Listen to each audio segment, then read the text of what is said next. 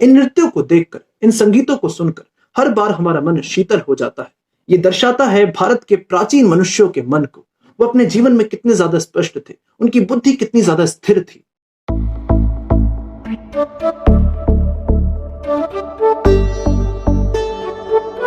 अगर मैं आप सभी से एक प्रश्न पूछूं, हम डांस, नृत्य क्यों करते हैं, नृत्य करने के पीछे हमारा मेन उद्देश्य क्या है, तो आप सभी का आंसर लगभग सिमिलर होगा। जब हम खुश होते हैं, जब हम आनंदित होते हैं, तो अपने आनंद को प्रकट करने के लिए हम नृत्य करते हैं। बट भारतीय संस्कृति में नृत्य का मेन मोटिव सिर्फ इतना नहीं था। जैसा कि भारतीय संस्कृति की हर चीज बहुत डीप है, यहाँ नृत्य करने का मेन मोटिव भी बहुत डीप है। आइए सबसे पहले उसे जानते हैं। अगर आपको अपना ज्ञान किसी भी मनुष्य को देना है और आप चाहते हो वो मनुष्य उस ज्ञान को स्वीकार करे, उस ज्ञान का अपने जीवन में पालन करे, तो आपके पास सबसे उत्तम रास्ता है मनुष्य के इमोशंस पर अटैक कर कर उस ज्ञान को देना। क्योंकि जब आप उस मनुष्य के इमोशंस पर अटैक करोगे, तब वो ज्ञान उसके हृदय पर लगेगा और फिर वो मनुष्य धीरे धीरे उस ज्ञान पर विचार करेगा, उस ज्ञान को स्वीकार करेगा और उस ज्ञान का पालन करेगा। बट किसी भी मनुष्य के इमोशंस पर अटैक करना इतना आसान नहीं है। तो इमोशंस पर अटैक किस प्रकार किया जाए? इमोशंस पर अटैक करने का सबसे बड़ा हथियार है कला, आर्ट।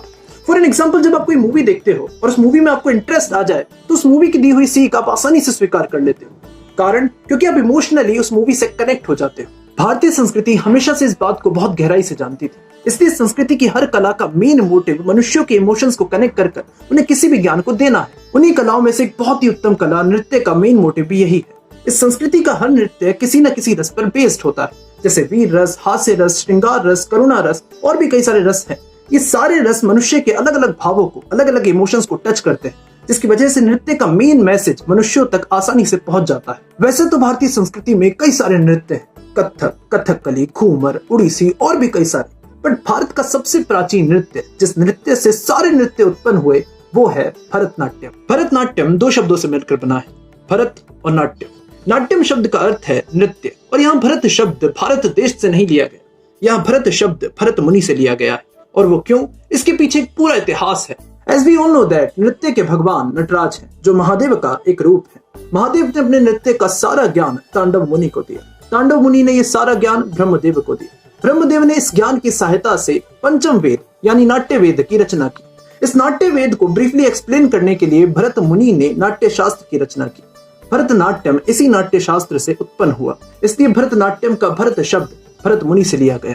भरतनाट्यम कई सारी स्टैटिक पोजीशन से मिलकर बनता है। ये सारी स्टैटिक पोजीशंस बहुत ज्यादा टिपिकल है। इन स्टैटिक पोजीशंस को करणम कहते हैं। भरतनाट्यम में ऐसे कुल 108 करणम है। अगर कोई मनुष्य इन 108 करणम में महारत हासिल करता है, तब वो मनुष्य सिर्फ भरतनाट्यम के बेसिक्स को क्लियर करता है। एक करणम से दूसरे करणम तक जाने की कला को रेचक कहते हैं। 6, 7, 8, 9 करणम को मिलाकर एक अंगहारम बनता है और कई सारे अंगहारम को मिलाकर भरतनाट्यम का एक नृत्य बनता है। ये नृत्य बहुत डीप है। भारत के सारे प्राचीन नृत्य, चाहे वो कथक हो, कथकली हो, उड़ीसी हो या भरतनाट्यम, इन सभी नृत्यों को बहुत ही धैर्यपूर्वक किया जाता है। इन नृत्यों में hand movements, leg movements, facial expressions बहुत ही क्लियर और बहुत ही स्पष्ट है। भारत का प्राचीन संगीत भी बहुत मधुर है। इन नृत्यों को देखकर, इन संगीतों को सुनकर हर बार हमारा मन शीतल हो जाता है।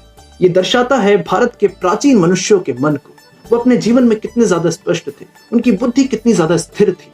और आज जो नृत्य हम देख रहे हैं, आज जो संगीत हम सुन रहे हैं, ये दर्शाता है हमारे मन को। किस तरह से हम समय के साथ साथ अपने पेशेंस को खोते जा रहे हैं, इस चीज को दर्शाता है। आज मैक्सिमम यूथ को यूट्यूब की बड़ी वीडियोस पसंद नहीं आती, उन्हें पसंद आते हैं यूट्यूब के शॉर्ट्स। न्यूज चैनल्स की डिबेट में लोग एक दूसरे की पूरी बात नहीं सुनना चाहते।